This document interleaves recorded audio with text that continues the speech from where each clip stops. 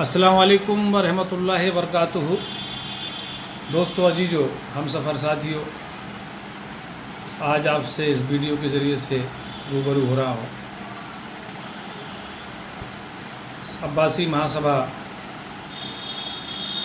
से जुड़े हुए सभी पदाधिकारियों का, राष्ट्रीय पदाधिकारियों का, प्रांतीय पदाधिकारियों का, जिला अध्यक्षों का और तमाम जो हमारे साथी जो महासभा से जुड़े हुए हैं, मैं उनका तहे दिल से शुक्रिया अदा करता हूं कि वो लोग पिछले कई सालों से महासभा से जुड़े हुए हैं और महासभा को संगठित कर, अब्बासी समाज को संगठित कर इस महासभा को मजबूत करने में हमारा सहयोग कर रहे हैं। मैं उन सभी लोगों का तहे दिल से शुक्रिया अदा करता हूँ। आज इस कोरोना महामारी में हमारे कई साथियों को हमसे छीन लिया है, जिसमें हमारे झांसी के वरिष्ठ उपाध्यक्ष जनाब लियाकत अब्बासी साहब, जिन्होंने हमेशा कंधे से कंधा मिलाकर हमारे साथ संगठन को मजबूत करने अपना सहयोग किया, भाई इकबाल अब्बासी साहब, भाई हमारे अलीगढ़ के अध्यक्ष, जिला अध्यक्ष साहब, और भी तमाम हमारे पदाधिकारी जो इस महामारी ने हमसे छीन लिए हैं। मैं उनको, जो अलीगढ़ के हमारे अध्यक्ष थे अमीरुद्दीन साहब, उनको भी इस महामारी ने हमसे छीन लिया है। मैं उनको अपनी खराज अकीदत पेश करता हूँ और उनके घर वालों को सब्र अल्लाह अता करे, अल्लाह से दुआ करता हूँ। साथियों, आज इंडियन सिख अब्बासी अल्पसंख्यक महासभा के संबंध में आपसे कुछ बात करना चाहता हूँ। 2008 में झांसी की सरजमी से इंडियन सिख अब्बासी अल्पसंख्यक महासभा का गठन किया गया और झांसी के मुअज़्ज़िज़ और ज़िम्मेदार लोगों ने इस नासीज को इस संगठन का अध्यक्ष बनाकर कौम की खिदमत करने का जो मौका दिया, मैं उसके लिए उनका शुक्रिया अदा करता हूँ। मुसलसल लगातार उन सब लोगों के सहयोग से मैं ये नहीं कहता हूँ कि आज जो संगठन बड़ा है वो किसी एक व्यक्ति की उससे बड़ा है। वो तमाम साथी जिन्होंने हमारे साथ कंधे से कंधा मिलाकर चले और आज हिंदुस्तान के लगभग 8 प्रांतों में महासभा का वजूद कायम कराया। मैं इसमें भाई निजामुद्दीन साहब का भी शुक्रिया अदा करता हूँ। उन्होंने भी हमारे साथ कंधे से कंधा मिलाकर महासभा को मजबूत करने में हमारा सहयोग किया है। लेकिन अभी मैं देख रहा हूँ कि कुछ नाइत्तेफाकियाँ, गलतफहमियों के बस हमारे एक संगठन, हमारे जो है राष्ट्रीय पदाधिकारी जी कुछ लोगों के बीच में गलतफहमी फैलाने का कार्य कर रहे हैं। मैं उस संबंध में आपसे बात कर रहा हूँ। आज आप देखें, संगठन होता क्या है? संगठन संगठित लोगों का समूह जो एक विचारधारा के तहत एक जगह, एक मंच के नीचे, एक झंडे के नीचे इकट्ठा होते हैं, उस संघ के समूह को ही संगठन कहा जाता है। जब 2008 में संगठन का गठन किया गया महासभा का, उस टाइम हम लोग यहाँ 50 लोग थे। आज अल्लाह का करम, आप सब लोगों के सक्रिय सहयोग से आज महासभा में लाखों की तादाद में पदाधिकारी, हमारे कार्यकर्ता हैं जो कहीं ना कहीं कौम से, हमसे जुड़कर कौम की फलाह बहबूदी के लिए हमारे साथ कंधे से कंधा मिला के चल रहे हैं। इसमें कोई छोटा या कोई बड़ा नहीं है। अभी देखने में आ रहा है कि लोगों में इस तरह के भ्रम पैदा कर रहे हैं कि संगठन में मैं बड़ा पदाधिकारी हूँ, वो छोटा पदाधिकारी है। यहाँ मैं आपसे क्लियर करना चाहता हूँ कि संगठन में जिम्मेदारियाँ लोगों को दी जाती हैं, कोई छोटा या बड़ा नहीं है। आज जितने भी पदाधिकारी, चाहे हमारे जिला अध्यक्ष हों या राष्ट्रीय पदाधिकारी हों या प्रदेश के अध्यक्ष हों, वो सब मेरे लिए कार्यकर्ता हैं, एक कौम परस्त लोग हैं। वो हमसे कोई वेतन नहीं लेते हैं। अब्बासी महासभा किसी को कोई वेतन नहीं देती है। ये वो लोग हैं जो लोग कौम से मोहब्बत करते हैं, ये वो लोग हैं जो लोग कौम में कुछ परिवर्तन लाना चाहते हैं, ये वो लोग हैं जो कौम को आगे बढ़ता देखना चाहते हैं, ये वो लोग हैं जो अपने बच्चों के भविष्य के लिए संगठित होकर कुछ करना चाहते हैं। हम उनसे ये कहें कि मैं राष्ट्रीय अध्यक्ष हूँ, बाकी सब लोग मुझसे छोटे हैं, प्रदेश अध्यक्ष ये कहे कि मैं प्रदेश अध्यक्ष हूँ, बाकी मुझसे छोटे हैं, ये ठीक नहीं है। ये परिवार है, अब्बासी महासभा एक परिवार है। इस परिवार में सभी साथी हमारे बराबर हैं, कोई छोटा कोई बड़ा नहीं है। जिसका कोई पैसे से सहयोग करता है अपने अपने ज़िलों में, कोई शरीर से सहयोग करता है, जो जिस काबिल है वो अपनी काबिलियत से इस महासभा के जरिए कौम को फैज़ पहुंचाने का कार्य कर रहा है। एक बात।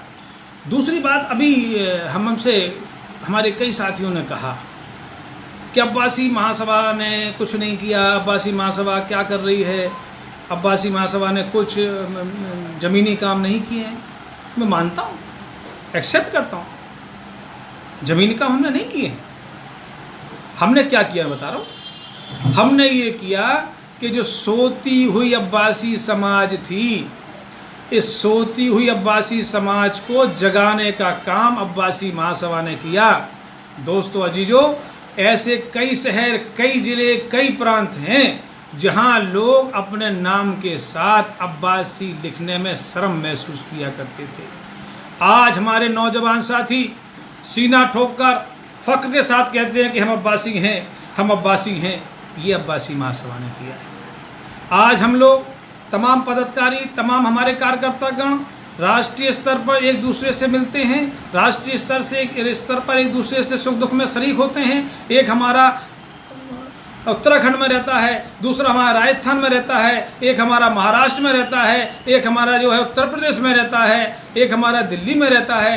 एक जगह तमाम लोगों को समेटकर एक गुलदस्ता बनाने का काम अब्बासी महासभा ने किया है। लोग कहते हैं अब्बासी महासभा ने क्या किया। ये वो लोग हैं जो अपने व्यक्तिगत स्वार्थों को सिद्ध करने के लिए महासभा में जुड़े थे। वो लोग कहते हैं कि अब्बासी महासभा ने कुछ नहीं किया।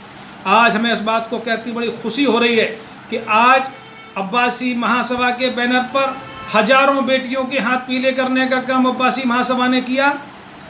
हम झांसी की बात करते हैं, झांसी में दर्जनों बच्चों को हम जो है हमारे संगठन द्वारा पढ़ाई में, एजुकेशन में उनकी हेल्प करने का काम महासभा कर रही है। इसी तरह से अन्य प्रांतों में, अन्य ज़िलों में भी लोग काम कर रहे हैं, लेकिन कुछ लोग सोशल मीडिया पर आकर उसको डालते हैं, कुछ लोग नहीं डालते हैं। इसका मतलब ये नहीं है कि महासभा ने कुछ नहीं किया। एक बात। दूसरी बात, हमारे एक भाई और एक गफलत सी पैदा कर रहे हैं महासभा के बीच में कि नीति आयोग में महासभा रजिस्टर्ड नहीं है, ATG में महासभा का रजिस्ट्रेशन नहीं है। तो कई हमारे भाई ऐसे हैं जिनको ये नहीं मालूम है कि ATG क्या होती है और नीति आयोग क्या होता है। तो मैं उस बारे में संक्षिप्त में आपसे बात करके अपनी बात को ख़त्म कर दूंगा। नीति आयोग जिसका गठन 1 जनवरी 2015 में भारत सरकार द्वारा किया गया, जिसके अध्यक्ष माननीय प्रधानमंत्री जी जिसके अध्यक्ष हैं। नीति आयोग एक वह संस्था है जो देश में नीति निर्धारण कर देश को विकास की मुख्यधारा में जोड़ने का कार्य करती है। और नीति आयोग जो NGO होते हैं, उन NGO के जरिए से अपनी जो योजनाएं होती हैं उनको इम्प्लीमेंट कराने का कार्य नीति आयोग NGO से कराता है। हमारे एक भाई ने कहा कि जब वो महासभा से जुड़े 2010 में, तब उन्होंने डॉक्टर साहब ने मुझसे कहा कि अब्बासी महासभा नीति आयोग में दर्ज है। तो मैं उनसे कहना चाहता हूँ कि जनाब आला, जो संगठन भारत सरकार ने 1 जनवरी 2015 को गठन किया हो, उसके बारे में मैं 2010 में आपसे कैसे कह सकता हूँ कि अब्बासी महासभा का पंजीकरण नीति आयोग में है। तो आपका किया गया कथन सरासर झूठ और असत है। इसमें आपको विचार करना चाहिए। एक बात, नीति आयोग से फ़ायदा क्या होगा, ATG से फ़ायदा क्या होगा। निश्चित रूप से NGO 2 प्रकार के होते हैं, मैं आपको बताना चाहता हूँ। एक NGO वो होते हैं जो कुछ लोग जिले स्तर पर बना लेते हैं, जैसे समाज सुधार ट्रस्ट है, स्वाभिमान ट्रस्ट है, चिराग संस्था है, तमाम नाम हैं। जो लोग बनाते हैं, अगर कोई स्कूल आप खोलते हैं तो उसमें आपको रजिस्ट्रेशन कराना होता है। उस रजिस्ट्रेशन के बाद आप जो है वो संस्था चला सकते हैं। तो नीति आयोग जो नीति बनाने का कार्य करता है, पहले ये व्यवस्था थी, जब नीति आयोग नहीं था इसका नाम था योजना आयोग। उस वक्त ये थी कि जो एनजीओ सरकार से रजिस्टर्ड हो जाते थे, पंजीकरण हो जाते थे, अगर वो 3 साल लगातार मुसलसल अपने कार्यों को अंजाम देते रहते हैं तो वो 3 साल बाद सरकार की योजनाओं का लाभ ले सकते हैं।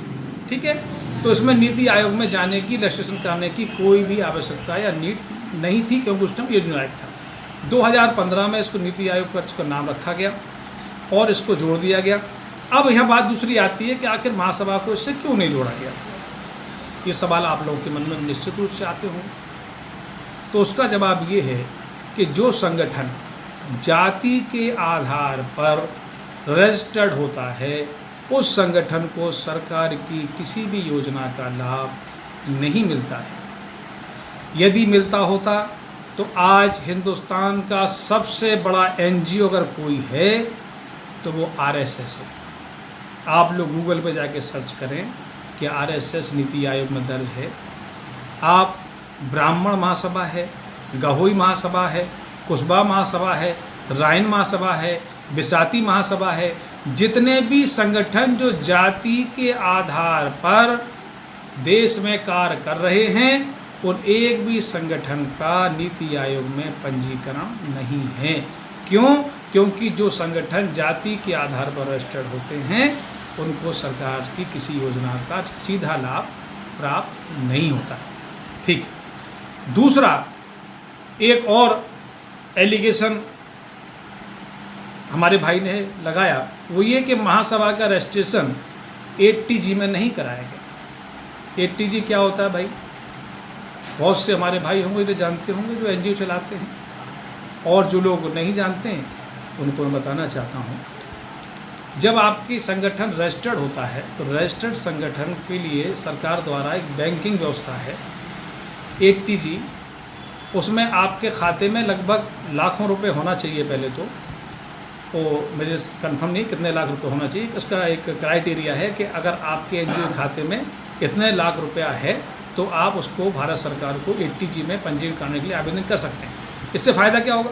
कौन लोग कराते हैं? ये वो लोग जो धंधा करने बैठे हैं, ये वो लोग जो एनजीओ के जरिए से अपना घर, अपना परिवार चलाना चाहते हैं। जो सरकार की आज भ्रष्टाचार का आलम ये है कि एक योजना कोई सरकार निकालती है, फॉर एग्जाम्पल मालूम पड़ा 1 करोड़ रुपए का कोई योजना सरकार ने निकाली, तो जिस विभाग से संबंधित है उस विभाग में भ्रष्टाचार का आलम ये है, मालूम पड़ा 15 से 20% पहले आपको उसको देना पड़ेगा, तब जाके वो आपके संगठन को वो योजना देगी। पहली बात तो जो 15 से 20% जो आप नीचे से दे रहे हो, वो 20% 15% के लिए जिम्मेदार कौन होगा? उसके लिए चोर कौन बनेगा? भाई महासभा तो नहीं बनना चाहती है। अब 8TG पे आ जाइए। 8TG का रजिस्ट्रेशन होने के बाद इनकम टैक्स में छूट मिल जाती है। क्या मिल जाती है? इनकम टैक्स में छूट। फॉर एग्जाम्पल अगर आपका 1 लाख रुपया इनकम टैक्स का बन रहा है तो एनजीओ के कुछ लोगों ने इस तरह का मामला बना दिया कि भाई हमें 1 लाख रुपए गवर्नमेंट को देना है, तो अब 1 लाख रुपए गवर्नमेंट को ना देके हम किसी ऐसी एनजीओ को ढूंढें जिसका रजिस्ट्रेशन 8TG में हो।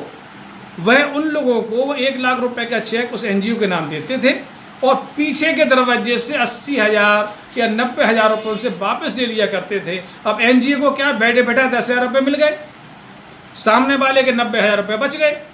ठीक है, समझ में आया? 8TG क्या है कि इनकम टैक्स यानी गवर्नमेंट को नुकसान पहुंचाने के लिए कुछ शरारती तत्व इस तरह का कार्य करते हैं। भाई जिसको पैसा देना है तो बिना 8TG के भी वो दान कर सकता है, और जिस संस्था का उद्देश्य भ्रष्टाचार करना नहीं है वो कि सरकार के बिना पैसे लिए भी काम कर सकती है। आज तक अब्बासी महासभा ने सरकार से 1 रुपये का ताबून नहीं लिया, उसके बावजूद भी हम पिछले 12 साल से 13 साल से आपके बीच में हैं। नियत होना चाहिए, जब नियत अच्छी होगी तो अल्लाह कामयाबी जरूर देगा। एक बात। तो दूसरी बात मैं ये कहूँ कि महासभा से हम सब एक हुए हैं, एक प्लेटफॉर्म पर आए हैं, और इंशाल्लाह जो ज़मीनी कार्य अभी करना बाकी हैं अभी उन्हें मुझे करना है। एक चना भाड़ नहीं भूंजता। उसके लिए हम सब लोगों को एक राय होकर, एक साथ खड़े होकर अपनी योजनाओं के साथ समाज को आगे बढ़ाने का कार्य करना पड़ेगा। आज तक मैं आपके इस वीडियो के माध्यम से आपसे कोई भी एक बंदा ये कह दे कि डॉक्टर ज़हीर अब्बासी ने या अब्बासी महासभा ने किसी भी पदाधिकारी से महीने के रूप में या सालाना शुल्क के रूप में आपसे पैसा लिया हो तो वो आके मुझे बताएं। जब मैंने आपसे पैसा नहीं लिया है, निश्चित रूप से जब अब मसला ये आता है कि भाई जब पैसा नहीं आया तो डॉक्टर साहब आपने अकेला, आप इतने बड़े पैसे वाले तो है नहीं, आप भी गवर्नमेंट सर्वेंट आदमी है। निश्चित रूप से हमारे यहाँ जो हमारी झांसी की टीम है, मैं उन झांसी की सारी टीम के लोगों को दिल की गहराइयों से मुबारकबाद देता हूँ, उनका शुक्रिया अदा करता हूँ। आज अब्बासी महासभा को खड़ा करने में हमारी झांसी की महाटीम ने हमारे को फाइनेंशियल सपोर्ट किया है। अगर 50% वो सब लोग मिलकर उसमें देते थे तो अल्लाह का शुक्र है, अगर नीयत अच्छी हो तो अल्लाह गैब से मदद भेजता है। 50% उसमें हमारे तरफ से सहयोग करने का काम किया गया। तो मैं आप लोगों से गुजारिश करता हूँ कि भ्रम में ना आए। संगठन बड़ा होता है, व्यक्ति बड़ा नहीं होता है। संगठन पहले वो संगठन जिसने राष्ट्रीय स्तर पर हम सबको एक पहचान दी, वो संगठन जिसने राष्ट्रीय स्तर पर हम लोगों को एक दूसरे से मिलने का, एक दूसरे से अपने सुख दुख बांटने का मौका दिया, वो संस्था बड़ी है। डॉक्टर ज़हीर अब्बासी राष्ट्रीय अध्यक्ष रहे या ना रहे ये महत्वपूर्ण नहीं है। महत्वपूर्ण ये है कि जिस पेड़ को हमने लगाया है उस पेड़ को आप लोग खाद पानी दे के हरा भरा करें, क्योंकि ये पेड़ हरा भरा होगा, यकीन मानिएगा इससे आने वाले वक्त में हमारे बच्चों को, हमारी कौम को एक पहचान कायम होगी। आज देश में लगभग 4 करोड़ की आबादी अब्बासी समाज की है। विडम्बना देखिए, इतनी बड़ी आबादी होने के बावजूद भी एक विधायक, एक सांसद आप असेंबली में भेज पा रहे हो, इससे ज़्यादा बदकिस्मती इस कौम की नहीं हो सकती है। और ये इतिहास गवाह है कि जब जब किसी संगठन को उरूज पे पहुंचा है, कुछ स्वार्थी तत्वों द्वारा उसको नुकसान पहुंचाने का कार्य किया गया है। आज भी कुछ स्वार्थी तत्व महासभा को अंदर से लोगों को भ्रम पैदा करके महासभा को नुकसान पहुंचाने का कार्य कर रहे हैं।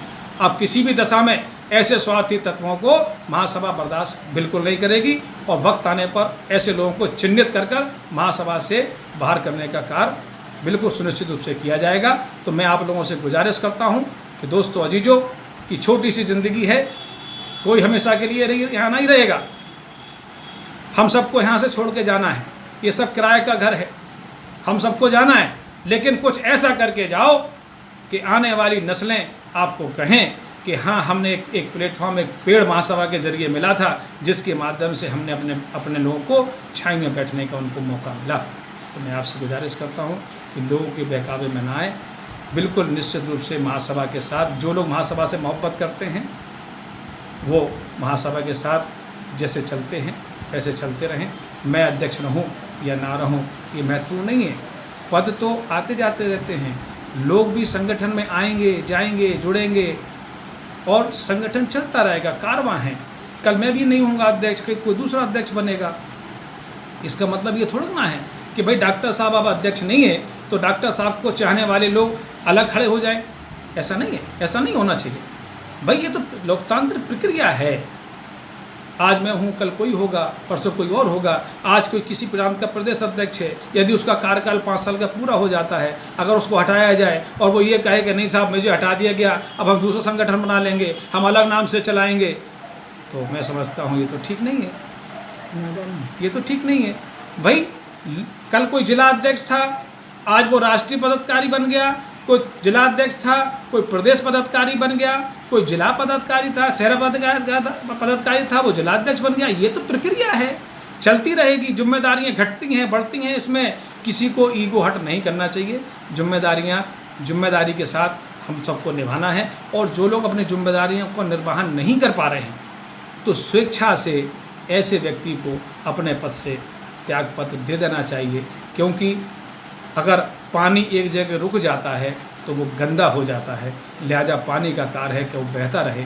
अगर बहता पानी कभी गंदा नहीं होता है। बहता पानी लोगों की प्यास बुझाने का काम करता है और रुका हुआ पानी सिर्फ गटर के काम आता है। तो हमें बहता हुआ पानी बनना है, रुका हुआ पानी हमें नहीं बनना है। ज़्यादा कुछ न कहते हुए एक बार फिर आप लोगों से गुजारिश करता हूँ, मैं किसी पर आरोप या प्रति आरोप लगाना मेरा मिनीचर में नहीं है। महासभा में जितने भी लोग जितने दिन हमारे साथ चले, आज वो किसी कारण से हमारे साथ नहीं चल पा रहे हैं, जितने दिन भी मेरे साथ चले, मैं उनका दिल की गहराइयों से उनका शुक्रिया अदा करता हूँ। और जो लोग महासभा से जाएंगे मैं उनका भी शुक्रिया अदा करता हूँ, क्योंकि जितने दिन हम चलें उतने दिन हमारा है। और लिहाजा मैं आपसे गुजारिश करता हूँ कि आओ हम सब मिलकर एक इस महासभा को बुलंदियों की ऊंचाई तक ले चलें, जिससे हिंदुस्तान में एक परचम फहरे कि हाँ, अब्बासी समाज भी हिंदुस्तान में रहता है। और जो आज हम अभी तक नहीं 70 सालों में हो पाया, सांसद विधायक हम असेंबली नहीं भेज पाए, अगर हम संगठित होंगे तो निश्चित रूप से हमारे को जिस चीज़ से हम वंचित रहे हैं उस तक हम ज़रूर पहुँचेंगे। एक छोटी सी बात याद आती है, मैंने कई बार कहा है, आज ही मन हो रहा आपसे कह दूँ कि एक बार एक अंगूर के ठेले पर अंगूर लेने एक बंदा गया, तो अंगूर के जो ठेले वाला जो बेच रहा था उससे कहा कि भाई ये अंगूर कितनी कीमत के हैं? तो उसने कहा कि 100 रुपये किलो। और उसमें जो अंगूर गुच्छे से टूट जाते हैं उसका भी ढेर लगा लेता है दुकानदार, देखा होगा आपने।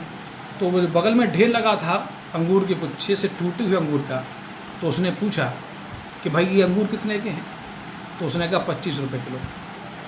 तो उस शख्स ने कहा कि भाई अंगूर तो दोनों एक हैं, ये भी अंगूर है ये भी अंगूर है, एक 100 रुपये किलो एक 25 रुपये किलो, क्यों? तो जो ठेले वाले ने जवाब दिया, उसने ये कहा, जनाब ये गुच्छे में है इसलिए 100 रुपये किलो हैं, ये गुच्छे से टूट गए हैं इसलिए ये 25 रुपये किलो हो गए हैं। तो बराए करम महासभा गुच्छे में रहें, आपकी कीमत बनी रहेगी। गुच्छे से बाहर होगे तो अंगूर की तरह बेमोल हो जाओगे। ज़्यादा कुछ ना कहते हुए, अगर मेरी बात से किसी को ठेस पहुंची हो तो मैं माफ़ी चाहता हूं। अल्लाह हाफ़िज़।